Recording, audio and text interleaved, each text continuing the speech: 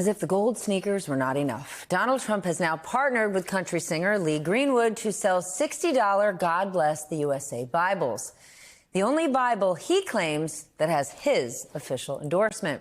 And of course, Trump's net worth exploded by billions, at least on paper today, after his social media company went public. So let's discuss it all. I want to welcome Ron Filipkowski, editor-in-chief of Midas Touch and former federal prosecutor. And Reed Galen is here, co-founder of the Lincoln Project and a veteran Republican strategist. People say we don't have Republicans on. Reed sure is one. Okay, Reed. Donald Trump has sold sneakers, mugshots, NFTs, I think Sharpies at one point. Some people say this takes the cake. It's too much. But is it? If people want to buy it and there's a market for it, let the grift go on. Look, that's what he's done his whole life, so I don't know why he would stop now. I think it's an indication that there is no bottom for Donald Trump, nor will there be. I think also that, you know, all the folks, the evangelical Christians and the white nationalists who love him will buy this thing up. And, you know, Lee Greenwood, for his part, you know, he's been singing the same song for about 50 years. They put him in like a cryogenic chamber and pull him out every 4 years. So, you know, look, he's getting healthy on the deal too. And you mentioned all the other grifts he's gone through. You know, we'll be back to water and steaks and everything else, you know, in the next couple of weeks, because at the end of the day, it's all about making money. And frankly, I don't think his heart's in this, Stephanie. If he had all the money in the world and wasn't going to get prosecuted, he wouldn't be doing this. He needs every last dollar he can scrape together. All right. Well, at the same time, his net worth on paper is exploding by billions thanks to this media merger. I mean, at this point, it's valued at more than Mattel, Alaska Airlines, and Western Union, a company that loses tens of millions of dollars. And the only thing on it is Donald Trump posting a whole lot of crazy. What's your take on that, Ron? Yeah, I mean, the biggest difference between the grifts that he has going on now and the grifts that he had back then when he was selling steaks and water, what is now he has a cult. I mean, he didn't have that back then. He has figured out how to turn politics into the home shopping network. And he's got this diehard cult that'll buy anything with his name on it. As far as Truth Social goes, it's a complete mystery to me. There are no celebrities on Truth Social unless you count Kevin Sorbo and Roseanne Barr as celebrities. There are hardly any elected officials at all. My last count, I think there were 3 senators on there and maybe a dozen members of Congress. There aren't even hardly any Fox hosts on there. Today on Fox, Jesse Waters was bragging about how great Truth Social is. He's not even on Truth Social. So I don't understand how this is a profitable enterprise in any way. That's amazing. All right, let's turn to this new polling from Bloomberg. It shows that President Biden is gaining ground against Trump in 6 out of the 7 key swing states. These are the states that matter. I know it's still early, but Ron, what do these polls tell you? What they tell me is that they're always wrong. I mean, what we've seen in every result, election after election so far, admittedly just small special elections, but also in referendums and primaries, the polls have consistently been wrong, and they've been consistently wrong in Donald Trump's favor. He has had better poll numbers in every single primary state than vote totals. And so I don't know what's going on with polling. I mean, Reed probably knows this subject better than I do, but it just seems to me like they're wildly off. Reed, what do you think?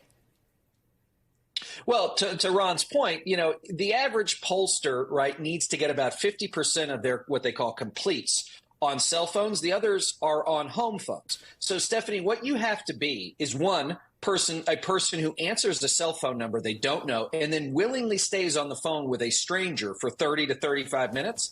Or you have a home phone that you answer at dinner time and again are willing to stay on the phone with a stranger to talk politics for somewhere more than half an hour. And so I would say this is that there's a bad methodological piece going on here. I think there is a terrified piece of the polling industry that is still shell-shocked by the fact that they got Donald Trump wrong in 2016 and doesn't want to take a chance on that again. I mean, to Ron's point, look at the fall of 2022, where garbage poll after garbage poll was being thrown out by every possible right-wing organization. And what happens? Okay, Republicans take the House, which they might not have for much longer, and Everything else was wrong. To Ron's point, Trump is an electoral loser. He's electoral poison. His base is smaller, whiter, older, more male, more extreme now than it was ever.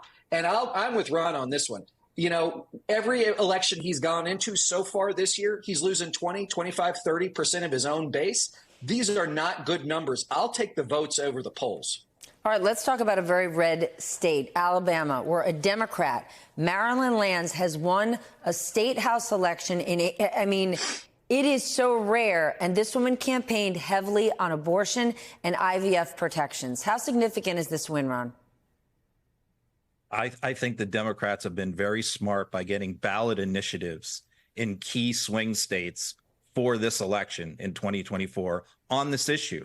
And I think that that's going to be hugely beneficial when a lot of people who wouldn't necessarily show up to vote for Joe Biden are going to show up to vote for a ballot initiative that protects reproductive rights. And that's going to benefit Democratic candidates. Reed, what do you think? You know, look, Alabama's going to be red this fall. We should just expect that. But I think what we have seen in these specials, Stephanie, is one, that a confident Democrat will beat a MAGA crazy. We've seen it now in Colorado Springs. We've seen it in rural Iowa. We've seen it in Jacksonville, Florida. Now we've seen it in Alabama.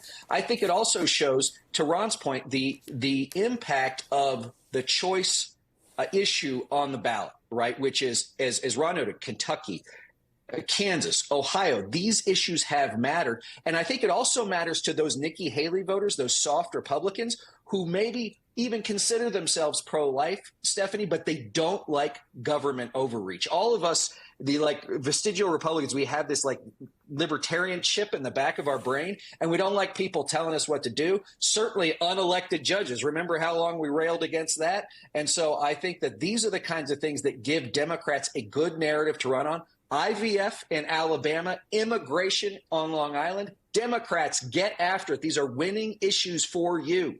Hey everyone, MSNBC has a new and improved app. You'll get real-time alerts and analysis, live blogs, in-depth essays, video highlights, and the best 2024 election coverage. Download the new MSNBC app. Here's how to do it. You tap on the App Store on your phone.